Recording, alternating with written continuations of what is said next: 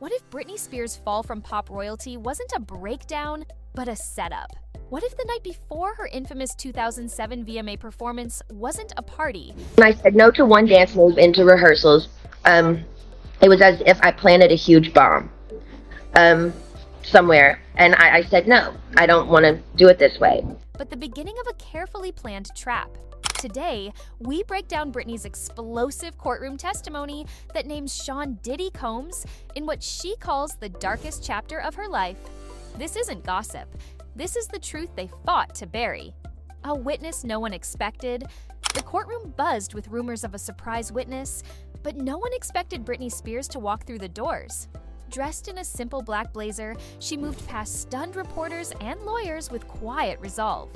No entourage, no theatrics, just the woman who once ruled pop, now standing on her own 2 feet, ready to testify. She leaned into the microphone and spoke one sentence that instantly shifted the trial's entire direction. "I was told silence would protect me. It never did." From that moment, Britney wasn't just reclaiming her story. She was rewriting music history in real time. The night that changed everything. Britney described the night before the 2007 VMAs in chilling detail. She was invited to Diddy's party at Pure nightclub in Las Vegas. 1 glass of champagne, that's all it took. Handed to her by Diddy himself, she said the drink wasn't just a toast. It was the start of her unraveling. Moments after sipping, she felt off, dizzy, detached, like her senses were underwater. She wasn't drunk, she insisted. It was something else. "I felt disconnected from my body." She tried to give the drink away, but someone guided her to a back room. The next thing she remembered was waking up in her hotel suite with no memory of how she got there. The VMA collapse, orchestrated. The following night, Britney took the VMA stage, confused, exhausted, and still foggy. Her performance of Gimme More was called chaotic by the press, but in court she claimed it wasn't a meltdown. It was a setup, the wrong costume, no chance to rehearse, a team pushing her forward despite her pleas. She could barely keep up with the music. And in the crowd, she locked eyes with Diddy, arms folded, watching.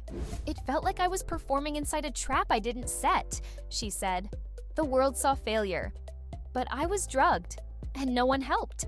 Conservatorship fast-tracked. Britney's VMA stumble lit up headlines, and just days later, Lou Taylor and Robin Greenhill, executives tied to TriStar Entertainment, appeared in her living room. The pitch was polished. Stability, safety, a temporary plan. In reality, it was a takeover. Britney says paperwork she never approved was filed. Medical evaluations she never attended were cited.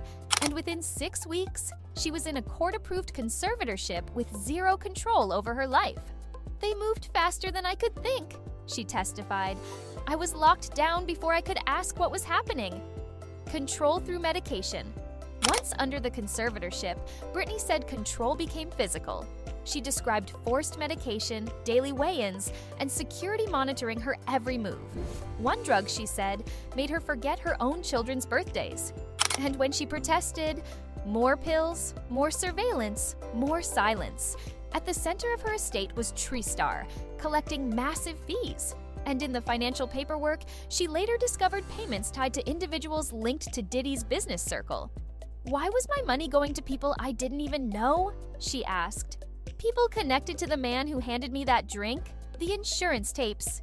In 2020, a whistleblower handed Britney a thumb drive containing what he called insurance reels. Footage from parties, backstage rooms, even hotel hallways. One clip showed Britney being helped out of Pure nightclub by unknown men. Another showed her backstage at the VMAs, mouthing "help me" before security dragged her away. That footage, she claimed, never reached the media. Instead, it went into a private server at TriStar called Vault Zero, a collection of blackmail clips to keep artists compliant. They didn't protect me, they profited from me, and they filmed everything. Diddy's quiet role. Though Diddy was never formally tied to Britney's conservatorship, she testified that his shadow loomed large behind the scenes. Emails showed communication between his office and TriStar in the days following the VMAs, and individuals linked to his brand appeared to influence decisions about her career, image, and even medical status.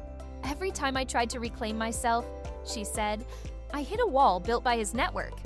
Toward the end of her testimony, Britney unfolded a letter she had written back in 2009, never sent but never forgotten. Addressed directly to Diddy, it read, "I hope it was worth it. You toasted me like a victory. I saw it through the haze." Her voice cracked as she described being drugged, silenced, and stripped of autonomy for 14 years, all while those responsible looked on. What do you think about Britney's testimony? Has the music industry finally been forced to face its darkest secrets? Let us know in the comments below. If you found this breakdown powerful, hit that like button, subscribe for more truth-telling content, and share this video. Because when the silence ends, real change begins.